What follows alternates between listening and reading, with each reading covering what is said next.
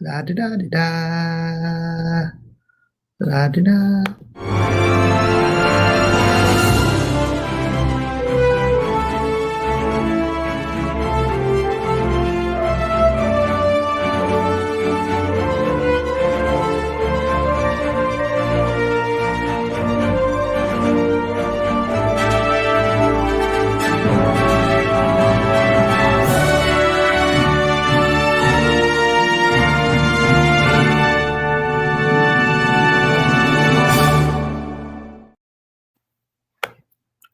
Hey, Mac.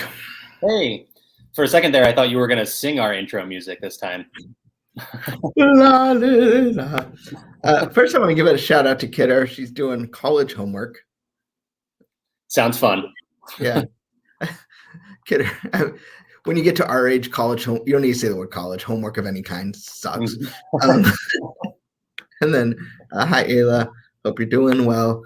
But we're here to talk about some Marvel, mostly comic news this week, because WandaVision we'll get to in just a few minutes. But we'll start talking comics. And you want to start with The Man with No Fear? Yeah, let's jump into it. Daredevil number 28. This was a weird week. No King in Black titles. I felt like, it's been a long time since we started King in Black, and we've had at least one title every week. Usually it's 5 of them. So it threw me off a little bit. Yeah, but it was kind of nice. It was kind of because so many of our comic books this week, I would say, are kind of throwbacks, whether it's like really throwback or like almost to like a Frank Miller throwback or so it's kind of nice not to have it all fit in the King in Black box. I love King in Black's my favorite event in a long time, but it was nice to get a little bit of a break. Yeah, I do agree with that. And this issue, the one we're starting off with here, Daredevil number 28, this was really good. I really enjoyed this one. I like that it was broken down into 3 different stories, and the whole concept of it, the title of this issue more or less was "Are You Okay?" And it was 3 different characters checking in on 3 other characters to see if they were okay. And I like the way that they broke it down that way. Yeah, in many ways, this kind of felt like a prestige book. Like it was done so masterfully. It wasn't just sort of progressing through the action that we've seen. I mean, this kind of spins out of the King of Black tie-in issue. Mm-hmm. It deals with some weighty themes without being black and white about it, which is nice. It shows the complexity of what's going on in Daredevil's mind, given where he's at, and then Kingpin, who's always been sort of very complex, probably more complex than he wants to be. And then obviously Elektra dealing with what spun out of King in Black. So I really like this issue. Not quite my pick of the week, but it maybe should have been. This is probably what I would say. Like, how there's like indie movies that are probably better movies than fun movies. Yeah, it's probably the best written comic book of the week. Just not my favorite. But I still really love this book. Yeah, I would agree with that. This is one of them that I was considering for pick of the week. I said before we started that this was one of those weeks where like we had a good lineup. There were some good books here, but nothing like really particularly stood out. I do still have another one that I really really enjoyed. But this issue was pretty good. It doesn't. There's not a lot of action to it. Very little. I think maybe 1 page. So if you're looking for superhero fights, don't. This isn't going to be the issue you want to pick up this week. But I did really like it. I like that, like you said, it spins out of the tie-in to King in Black. I think there's another little timing issue with this because it feels like this would be post King in Black. Like the rest of the world is back to normal. And obviously we are still right in the thick of things with King in Black. So release schedule was a little weird with it, but a good issue overall. Yeah, we actually have a couple books that the release schedule is a little wonky with, but yeah. But if you want superhero fights, or at least hero fights, or villain fights, or whatever fights, this is my pick of the week. Taskmaster number 4. Taskmaster has been trying to get the sort of biosignature of different people. He got Coulson already, and now he went to get Okoye from Wakanda through just like total heist. He's stealing something they don't even know they have, right? And I just thought it was fun to see how they play each other. how he plays the situation, how Fury plays it. It was just, this book, we talked about it. It's like, it's a lot more fun than you think from a Taskmaster book, but I really, really, really like this issue. It's my pick of the week, obviously. But what are your thoughts? Yeah, I'm right there with you. This is also my pick of the week, so we agree on that one. Taskmaster is one of those characters that in the past almost a year that we've been doing this show has really like launched up there as far as my favorite characters go. He's so fun, and like he's another really complex character too. Like you mentioned with Kingpin, he's not just a villain. Like you think of him as a mercenary who's just going to kill for money, and he does that, but he does have like a moral code. And then there's also this humorous side to him, and he's like a really interesting character. So I've really enjoyed reading this series. And you're right, this was a heist issue in which like he was the only one that knew there was a heist even happening, and it was really cool that they played that out that way. And I, like you said too, a lot of action in this one, which with Taskmaster is always fun. They did a great job with the action sequences and some really, really great art in this issue as well. Moving on, this book is the winner for the different book of the week, Thor Loki Double Trouble. This is not an continuity thing. This is just a fun comic book. Right. Really focus on the comic book. I really wanted this to become like a Disney XD or Disney Plus series. Just like, very rarely do you see Thor and Loki acting like brothers that give each other a hard time. Like, there's a lot more gravitas usually, but this is just Thor and Loki as if they were on a Disney Channel show. And I loved every minute of that. Yeah, I didn't even think of it that way, but now that you mention it, that art style is 100%. Like I could see that on Disney XD for sure. I like this issue. This was fun. This feels like, if you want to introduce your 8-year-old to get into comics, like this is the one you give to them to get introduced to the characters and everything. It's fun. It's not a complex story. It's very simple. Like you said, it's Thor and Loki being brothers, playing pranks on each other, or that going more one way than the other, of course. But it's just fun. And like I said, I think it's a great introductory comic. Yeah, if your kids this is a great book for kids. We don't get a lot of all age comics anymore, at least through Marvel. I mean, this is an all age book. It's you can just have fun. If they're familiar with Thor, but maybe not, you don't want to get them all into Marvel continuity, which that takes a little bit more understanding, especially Thor, who has all sorts of baggage. This is a very accessible book. Definitely.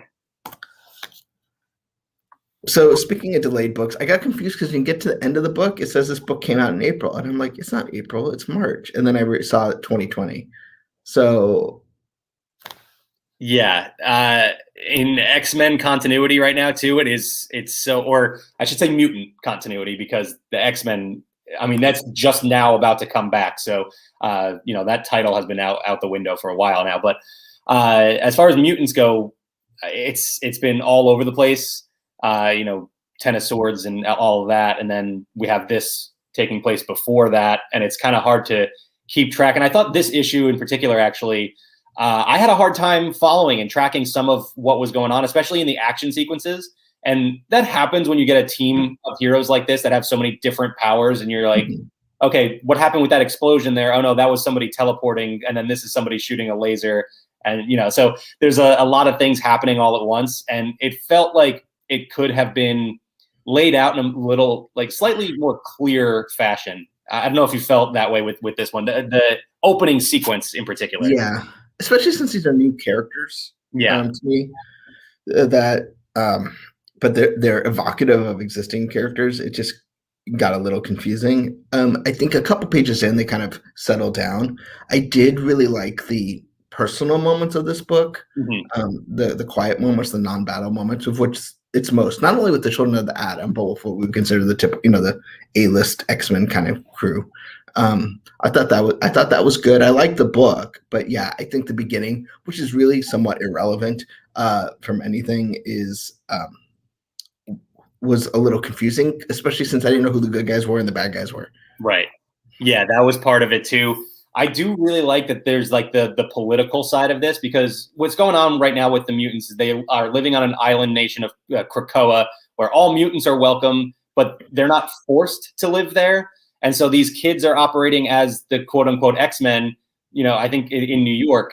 And they haven't decided to go to Krakoa. And the X-Men now have to decide, what do they do? Do they force these kids to go to Krakoa? Do they try and convince them? How do they go about doing that? And I like that there's that story. And this intertwines as well with the outlawed storyline that's been going on, where, the government has been cracking down on young superheroes and not allowing them to operate. So I like that is tied into that story as well. And it adds another interesting, side to this story. Moving on, you got Spider-Man, his new suit, which came from a place I didn't expect. Yeah, I agree with that. I also absolutely expected to see a lot more of it in this issue. It felt like they made a really big deal of it, appearing in this issue. And I mean, we saw it in maybe a handful of panels.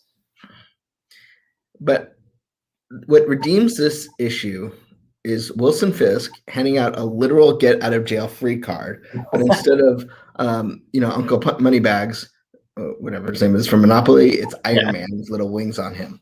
That is all you need from this comic book. Yeah, that was great. I like that. It's a classic Spider-Man story. The Kingpin basically putting out a hit on, usually it's Spider-Man. In this case, it's a different character. But, you see that all the time. Now you have all these villains coming after them.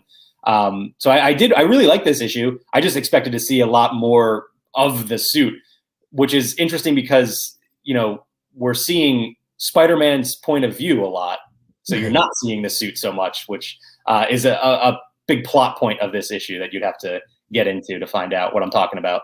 I'll also say, though, that I often get, to me, a new suit is like the laziest way to get me excited for a comic book. Because, I got burned when I used to read a lot of DC. They did that a lot, and there was no real storytelling reason for it, or they shoehorned that in. So, I don't get, because we all know it's great for like cosplayers or art, but we all know eventually he'll be back in red and blue. And, obviously Venom is a sort of the anomaly there that actually had a lasting impact. But, normally this is not his first suit, this new suit this decade. It's not the first new suit, probably this, in this run. So I totally agree with that. And I do also like that they did really build in a story reason for this new suit. And again, that's sort of a big plot point to this issue. So, but I'm looking forward to seeing how that plays out. And like you said, we're going to see him back in red and blue. How long is he going to actually be in this suit? So, we'll talk WandaVision for a little minute. I believe it had its series finale. It was nice that they let us know that kind of right in the title before I hit play. And I haven't heard, just to keep me fresh, I didn't watch your other 18 shows where you talk about it. But what do you think?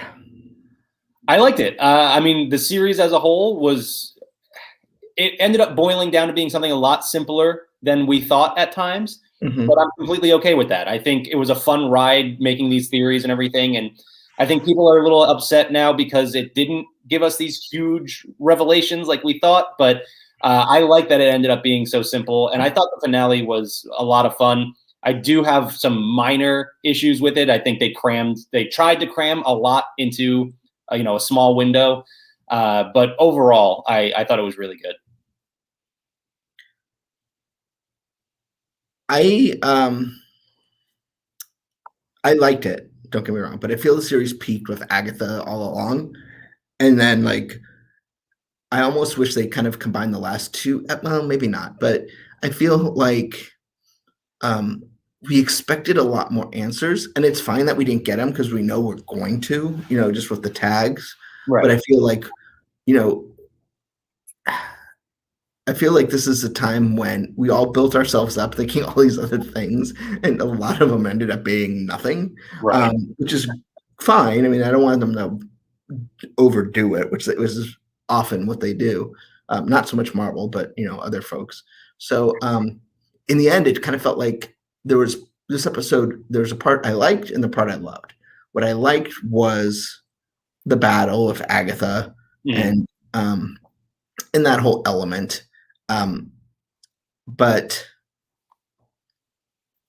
the part I loved was the true ending when you see the connection between Vision and Wanda and her kids, and it's not the end, but it's the end to them, and that hits you. And just the thought of having to like say goodbye to your children that you've known for a week, but your children, and know that they don't know what's happening, but that they're gonna go away of your own doing to save, to right your own wrongs. I thought was really cool. It makes me so stoked. The Darkhold and all that makes me so stoked for Multiverse Madness. But I kind of, it just left me wanting more, which is what it should do. Of course, but I'd love to go have WandaVision season 2, or like even just like an Agatha spinoff as she's living in wherever she's, Westview, being a 50s housewife or whatever, nosy neighbor with a rundown part of New Jersey.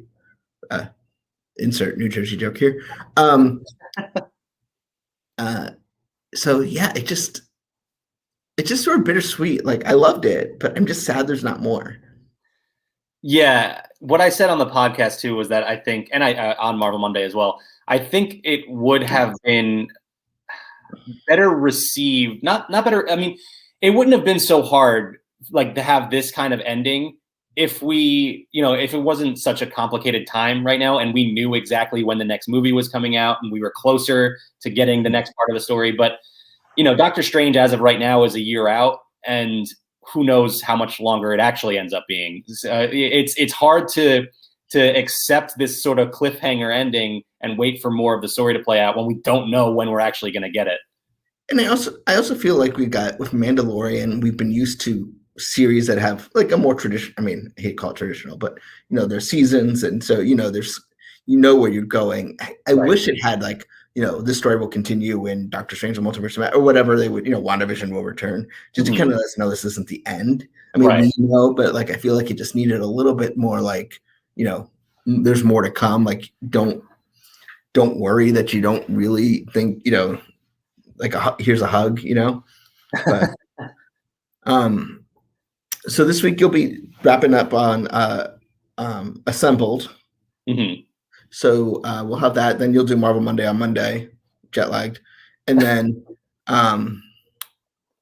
we get straight into Falcon Winter Soldier, which we don't have much to say about yet. But I will say, check out our social media at 9:00 on Pacific on Friday. You never know what might show up. And Assembled, by the way, being the making of WandaVision, which is I can't wait to watch. That's going to be so much fun. So we're got some new comics that were announced, and some that actually sound really cool. So because we're Americans, do you want to start here? Sure, why not? Yeah, this was one of the ones, like, of all the titles that have been announced in the past week, I think I'm most looking forward to this. This is the United States of Captain America, celebrating 80 years of Captain America, and that's going to be coming out June 2nd. And I really like that this is going to be a story encompassing the 4 different versions of the character, which I kind of have a hard time including John Walker in that group. But he is included in this issue here. So you're going to get Steve Rogers, Sam Wilson, Bucky Barnes, and John Walker. So it should be pretty interesting. Yeah, I'm looking forward to this. They did the sort of reimagining of his, story, I think his first appearance and his first Avengers appearance. So I was like, to me, that's like the shot for shot Psycho. Like, it just, who needs that? But this is a part of the year of the Shield that I'm really excited about. Yeah, and just based off this cover, the art looks really awesome. So I'm excited to see more of it. We also got some updates on Heroes Reborn. Yeah, we got some new titles and some new covers.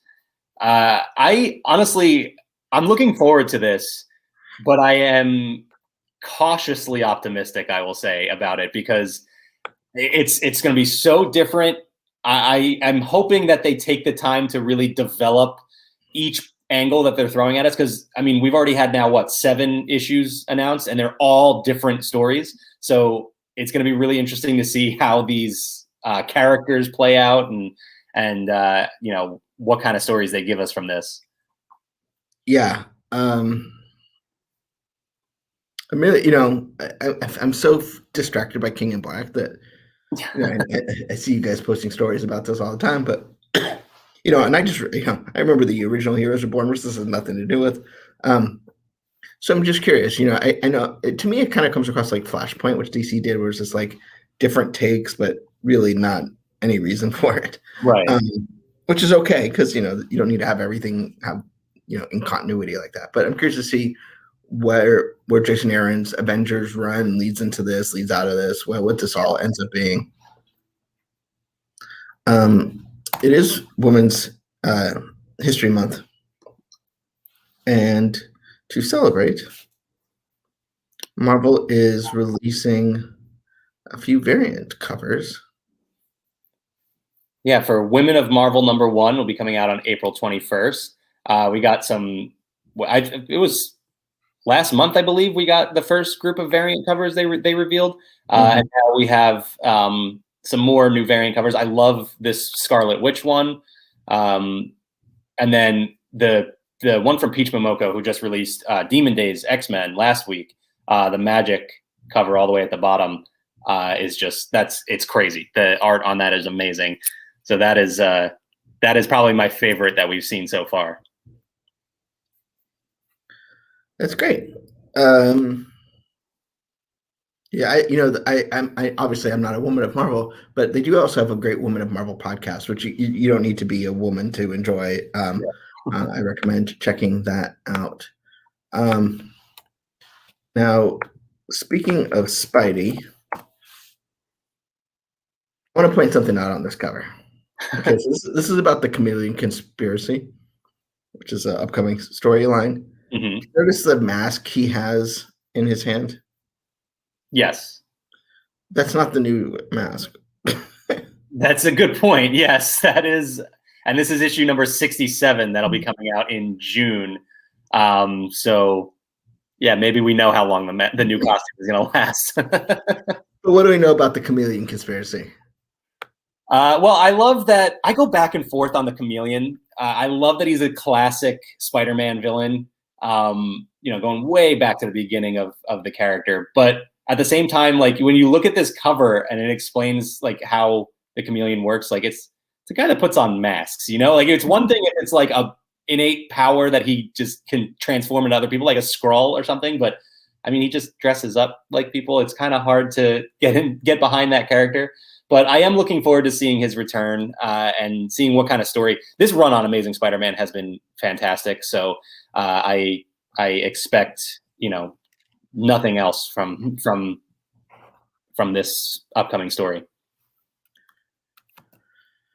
And then another new comic, kind of tied into the Hellfire Gala, is Planet-Sized X-Men, which I think is just a great title. #1. Well, so that's my problem with that. You said planet-sized. But that's not what it is. It's planet size. There's no D on the end, and that's bothering me. Yeah, that's excellent point. Yeah, I mean, we always get the giant sized issues and everything. Like so I'm looking forward to seeing. I'm looking forward to this next branch of the X-Men story as a whole, and you know the fact that this is going to be kicking it off. I'm really looking forward to it. I haven't found out that I haven't heard that I was the winner of the Hellfire Gala contest. So I don't think I'll be in the issue, but yeah, I don't think I'll be either. But yeah, I'm looking forward to this and looking forward to. I mean, they said this is the future of mutant kind, and that's going to include this new X-Men team. So I'm really looking forward to seeing, you know, what direction they take these characters in the future. Speaking of X-Men characters. We got word that the cable series is ending with issue number 12. And yeah, even Marvel is cutting their cable right now. Nice. You've been waiting for that all day. I have to credit Kyle for that one. He gave me that. Okay. But yeah, so I think we might have read the first issue in the series. I mean, weeks and weeks ago. I think that was right around the start of Ten of Swords, somewhere around there. So I haven't really gotten into. I like Cable as a character, but he has an extremely complicated story and past. So bringing in a young Cable just made things even more complicated. So I am interested to see how they wrap this up and how it ties into the future of, as we were just talking about with Planet Size X-Men, the future of mutant kind as a whole. But yeah, I can't say that I've been super invested in this series. I'm just looking forward to seeing what happens moving forward. And then finally, we've got a new Black Panther book coming from our friends at Titan Books. Whoops. Yeah, the Black Panther Tales of Wakanda anthology book here, just full of short stories from Wakanda that will focus on, of course, T'Challa, as well as Shuri and even Killmonger. So, I mean, lots of different stories from various angles around Wakanda, which is really cool, a really awesome concept. Because I think, as we've learned, we already have Black Panther 2 coming out. We have now a series based in Wakanda coming out. People clearly want to hear and see more from Wakanda. So, I mean, it makes perfect sense to have a book like this come out. And this is out. This is available right now. So, pretty cool item to pick up and add to your Marvel bookshelf. So that's what I got. Anything else we want to talk about before we wrap up? No, just, WandaVision was great. Looking forward to what we're leading into next. Assembled first and then jumping right back into it with Falcon and the Winter Soldier. I can't wait. I just briefly, Bob Chapek, that's 30 years it'll take me to figure that one out. Bob Chapek at the shareholder meeting yesterday, kind of said, I don't say he emphatically said, but he said Black Widow is still scheduled for May 7th. Mm-hmm. So the way the landscape looks now is we'll have Assembled this week, Falcon and the Winter Soldier. Then that kind of leads into the Black Widow release date. So we'll have some time to enjoy that, hopefully, as well as probably some more Assembled episodes. And then we'll take a little bit of a break and head into Loki. So a lot going on from the MCU side. But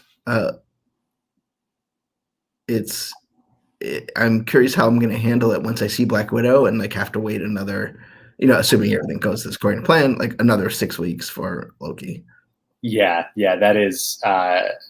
Maybe it would be better if Black Widow was delayed a couple of weeks or so. No longer than that. But no, please don't move Black Widow. I want to see this movie. Just let us get it then. Also, in that whole mess of a timeline we just laid out, the ending of King in Black will be coming up as well too, on the comic side, and then all of the comics that we just laid out coming out in April and June.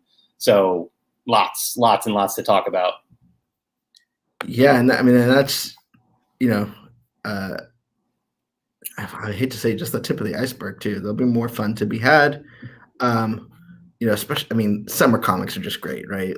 They build up for that, and I feel like we're starting to get beyond the books that got out of whack due to COVID, and now we're starting to get into especially with Heroes Reborn. These are books that they've been started somewhat after COVID started. So we're starting to get a little bit back on track. Probably won't have many books delayed over a year anymore, and we'll go from there. I'm guessing we should be getting, some sort of whatever the next big crossover is after Heroes Reborn. Like you said, summer comics. I think Empire was our big summer, crossover series. I'm guessing they have something planned for, July, August time, and we'll get an announcement of that somewhat soon. So what was your draft this week? Oh, yeah. New episode of Zacks of Life podcast went up on Monday, and we drafted. So right now we are in spring break time this week, next week, somewhere around there. So we drafted our Marvel spring break crew. Which I wouldn't even know where to start. So I will say it was Lee joined Kyle and myself, and none of us. We all admitted we are not the big party people that should be doing a draft like this. None of us have ever done that big spring break trip, but we drafted teams as if we did. So it's definitely an interesting draft. And I thought it was going to be all over the place, but we were definitely stealing some off of each other's lists, which was interesting. Huh? Did anyone pick Speedball? No, that's an interesting one. Oh, that whole New Warriors team would have been interesting. When I think of making poor choices, maybe the wrong kinds of poor choices for a spring break. But yeah, no, okay. I'll have to listen. Who's your guest this week? Well, so we're gonna have a week off. Oh yeah, obviously. And then we'll be coming back with Falcon and the Winter Soldier. Obviously, because you'll be with me on the Secret Project starting tomorrow. Yeah. So anyway, guys, stay safe. Take care, and we will see you next Wednesday. Bye, everybody. Bye.